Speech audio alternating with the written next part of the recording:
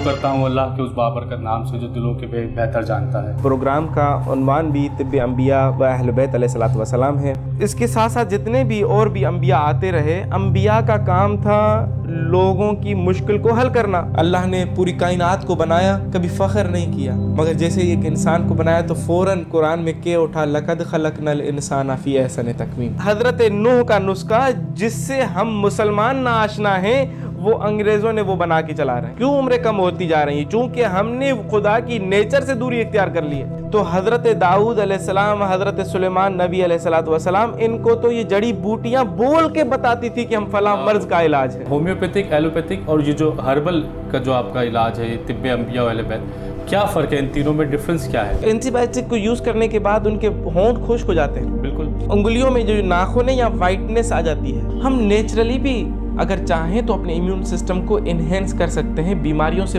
बच सकते हैं। अगर हम दर अहल बैत पर आ जाएं तो इसका इलाज हमारे पास मौजूद है। तिब्बे अंबिया व अहल बैत में हम नुस्खों की अगर बात करें तो हर इमाम से एक ऐसा मौज़ाती और एक करामाती नुस्खा हमारे पास मौजूद है।